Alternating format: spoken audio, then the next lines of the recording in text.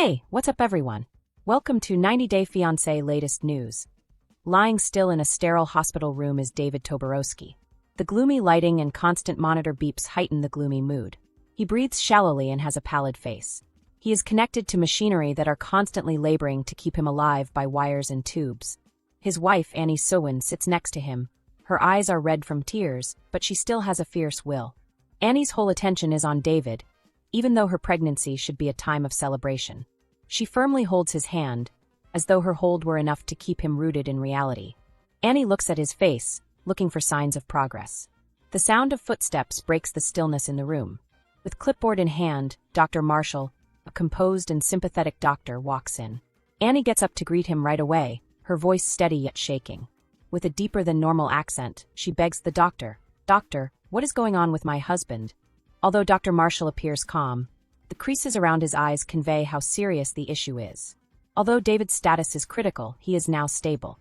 We're keeping a careful eye on him, and the next 48 hours will be really important. He needs to rest and be surrounded by positive energy, even though I know it's difficult. Continue conversing with him. It might have an impact. Annie swallows hard, threatening to cry as she nods. She sits next to David once more and turns back to him. Her voice cracks as she says, "David, do you hear that? You must not give up. You can't abandon the infant and me. You are necessary to us." In the hospital, time passes slowly. As the day turns to night, Annie stays at David's side and won't go. She hardly notices that her phone is always buzzing with messages from admirers, family, and friends. She eventually picks it up and scans through it, discovering a flood of prayers and love from their supporters. As she presses record to speak to their fans, her hand shakes. Her voice falters as she says, "Hello, everybody. It's Annie here. I want to express my gratitude for all of your comments and prayers, as I know that many of you adore David. Even though he is fighting valiantly, we are more in need of your help than ever. Please continue to pray for us." She abruptly cuts the film short since she can no longer contain her feelings. Annie's mind is constantly racing with worries, and she hardly sleeps throughout the long evenings. She fantasizes of their shared meals, excursions, and laughing during her infrequent periods of sleep. She most vividly imagines David's face beaming with happiness as he holds his child for the first time. She gets the fortitude to face the next day from each dream. After yet another restless night, Annie is awakened one morning by a slight movement. When she glances up, she sees David twitching his fingers in hers and stirring a little. His eyelids flutter open, feeble yet alert, and her heart soars. "David!" she yells, bending in closer. He gives her a small smile while tears fall down her cheeks. "You really frighten me. Don't do that ever again." It's hardly more than a whisper. "I apologize, Annie. I didn't mean to cause you any anxiety. You've shown such strength." "You don't have to apologize," she says firmly. "You really must recover. Our infant is anticipating your arrival." "You don't have to apologize," she says firmly. "You really must recover. Our infant is anticipating your arrival."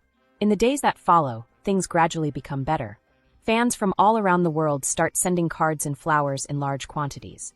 Annie's voice is full of appreciation as she reads them to David. She reads from one of the cards, "Dear David and Annie, we are all inspired by your love. We're hoping for a quick recovery for you. Remain resilient." David gives a small smile. "Our fans are incredible." Annie squeezes his hand and responds, "They love us because they see how much we love each other." Encouraged by Annie's support and the prospect of their future together, David puts in a lot of effort to get better in the weeks that follow. From helping him sit up in bed to showing him the first pictures of their child from the sonogram, Annie is there for him through every stage. Every accomplishment, no matter how minor, feels like a triumph. Their voyage is shown in a montage.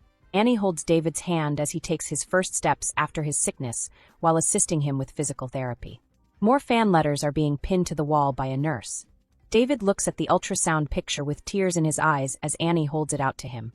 At last, David's color returns, his voice becomes more steady, and he gains the strength to sit up by himself. Annie is standing next to him, beaming with pride and relief. David states in an emotionally charged voice, "I couldn't have done this without you." With gleaming eyes, Annie responds, "We're a team, and we will soon be joined by another young teammate." The ultrasound on the bedside table is shown after the camera moves to their clasped hands. The picture endures as a testament to resiliency, hope, and the ability of love to triumph over even the most trying circumstances. This gossip is over. If you like the video, then give your opinion in the comment box and stay with us by subscribing the channel. Thank you.